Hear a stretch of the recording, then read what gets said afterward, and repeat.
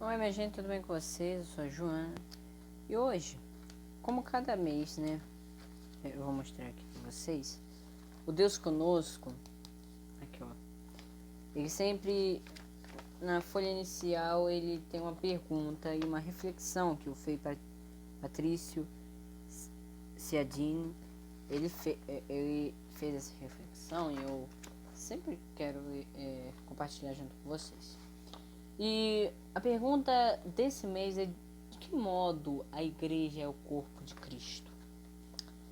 Porque eu acho que você já deve ter ouvido falar que Cristo é a cabeça e nós somos o corpo, certo? Então vamos lá. Por meio do Espírito, Cristo morto e ressuscitado une a si intimamente os seus fiéis. Desse modo, os que creem em Cristo como íntimos dele, sobretudo na Eucaristia, estão unidos entre si na caridade, formando um só corpo, a Igreja, cuja unidade se realiza na diversidade de membros e de funções. A Igreja, o corpo mais belo de Cristo. Eu vou ler aqui e depois de eu ler toda a reflexão, a gente vai fazer uma oração. Tenho o Frei, que às vezes eu posso falar da minha pessoa, né? As palavras aqui da minha pessoa, mas não, é o Frei. Eu vou ler as palavras o que o Frei fez nessa reflexão. Tenho superado muito este número e o tenho, como dizem os padres da igreja, ruminado, mastigado, para poder digerir toda a sua riqueza. O Verbo se fez carne, e esta carne do Verbo que se revive, como diz o apóstolo Paulo, toda a humanidade de Jesus, sua encarnação, paixão, morte e ressurreição.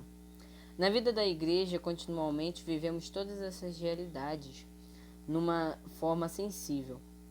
Santa Elizabeth da Trindade, uma carmelita mística, mas com os pés no chão, na sua belíssima oração à Santíssima Trindade, disse: que se opere em minha alma como que uma encarnação do Verbo, que eu seja para ele uma humanidade do acrescimento, da qual ele renove todo o seu mistério. É o Espírito Santo que realiza tudo isso como sua força vivificante. O centro dessa união e comunhão é, sem dúvida, a Eucaristia, de onde nasce a Igreja.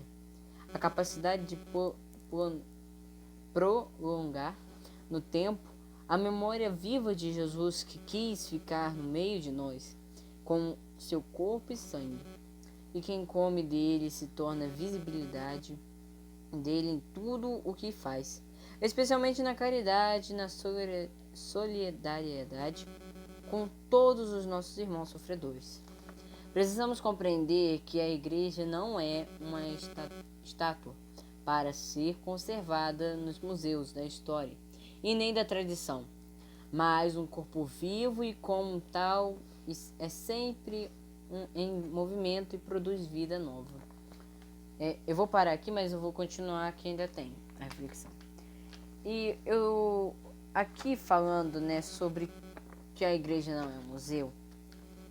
Ano passado, podemos, não só você, mas como também a mim, eu pude me aprofundar o que é a igreja, se formos dizer assim.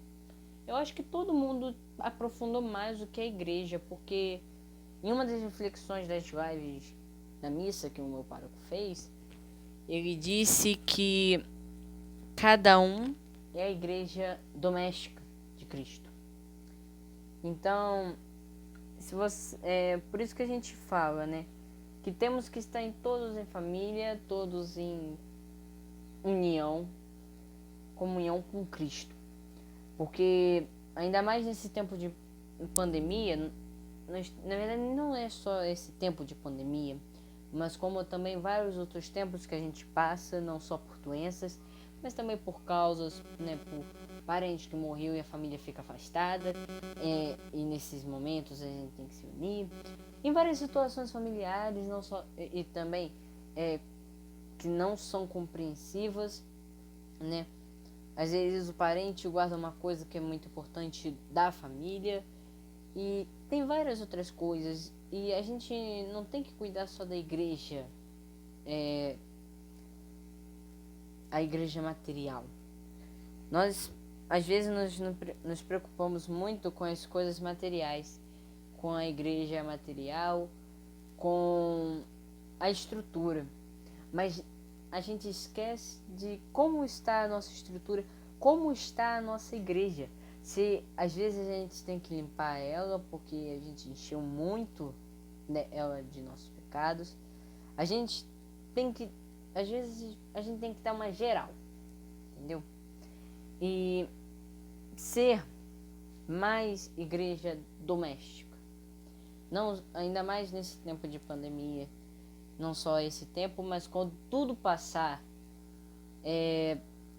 não voltar a sermos que era antes essa igreja doméstica, que nem ligávamos para ela, que a gente deixava apodrecendo e a gente só se preocupava mais com os outros e com a igreja material, e nós esquecemos, a gente esquecia sobre o que a nossa igreja, né, está, se ela está boa para receber Jesus. Porque a igreja, isso que eu falo, né, com a minha vizinha, a filha da minha vizinha, quando as crianças correm, né, quando ela corre, eu falo, não, a gente tá na casa do Papai do Céu, a gente tem que ter respeito. Porque, lógico, eu corria, lógico, teve coisas que eu até fazia quando eu era criança que não era pra fazer.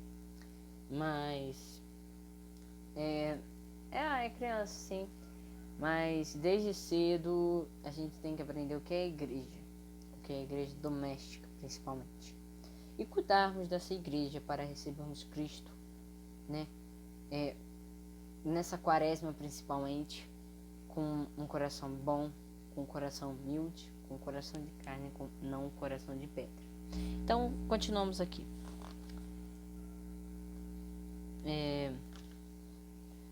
E tem outra coisa também, que precisamos compreender que a igreja não é estrutura, eu já falei isso, mas um corpo vivo e como tal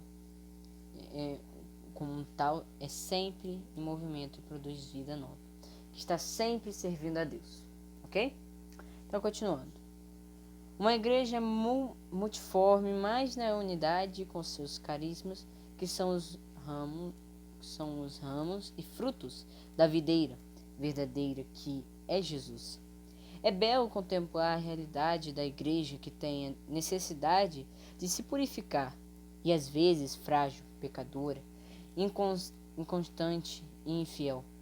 Pode até nos escandalizar, mas com as forças do Espírito Santo volta imediatamente à conversão, à sua fonte original, que é Cristo. Por isso que na igreja, né, quando fala assim,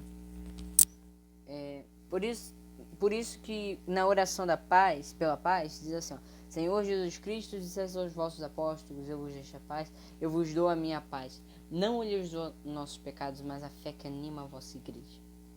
Dai o vosso segundo desejo, a paz e a unidade, vós que sois Deus com o Pai e o Espírito Santo. Entendeu?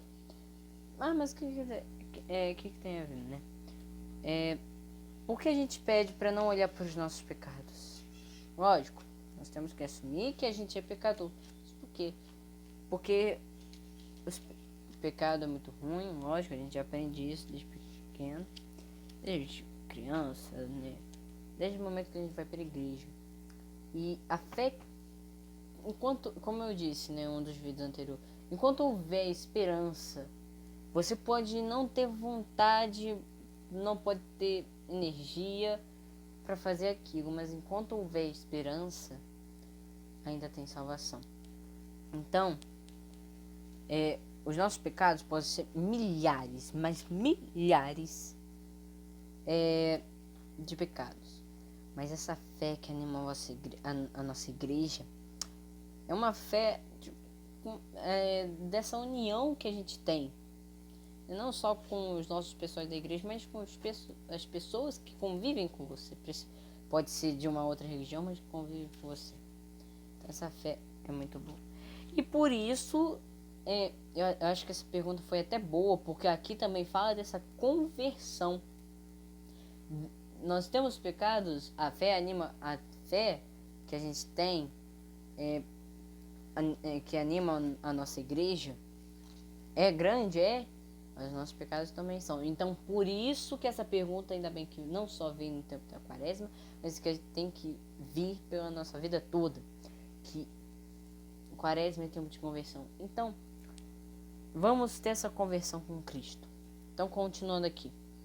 A igreja é o corpo de Cristo vivente, que através dos santos, dos mártires, dos profetas, dos missionários, revela toda a sua riqueza e nos convida a não sermos inativos, mas participativos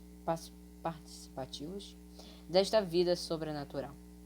Dou um conselho aos meus 5 leitores, diz aqui o Frei. Parem um pouco e contemplem quantas atividades tem na sua comunidade paroquial e quantas atividades a mais poderiam surgir se tivesse pessoas que desentalassem dos próprios comodismos. Este é o corpo vivo da igreja que revela o corpo vivo ressuscitado de Jesus. Eu gosto muito desse filme aqui, né? A partir de outubro do ano passado, eu sempre leio.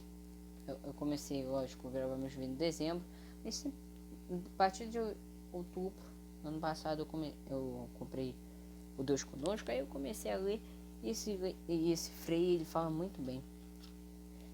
Ele reflete muito sobre a pergunta, né? Então vamos fazer uma oração aqui, mas antes, no Deus Conosco, como tem essa página aqui, também tem essa página, e aqui mais ou menos são as intenções para março. E nós vamos rezar durante esse mês todo pelo o sacramento da reconciliação, entendeu? A gente vai rezar ele pelo mês todo. E rezamos pelas mulheres também. E vamos fazer a oração agora, tá bom? Ó Cristo, vós nos ensinastes que é preciso tomar a cruz todos os dias em vosso seguimento. Dai-nos essa coragem destemida e com ardor assumamos o nosso batismo, sendo sinais de vosso reino. Fortalecei-nos na prática do bem, da caridade, da misericórdia e da ternura, tão necessárias em nossos dias. Pois vós mesmo nos dissestes que até um copo d'água dado por amor terá a sua recompensa. Ajudai-nos a perceber em cada dia que praticar o bem não custa nada, não ocupa lugar, nem tira nossa liberdade. O bem nos faz bem. Não custa nada. O bem nos faz bem e nos amadurece. Dai-nos o coração aberto e acolhedor dos pobres e dos humildes, dos tristes e abandonados. Amém. Então ficamos por aqui. Muito obrigado a você que nos acompanhou. E até o próximo vídeo. Tchau, tchau e Deus abençoe.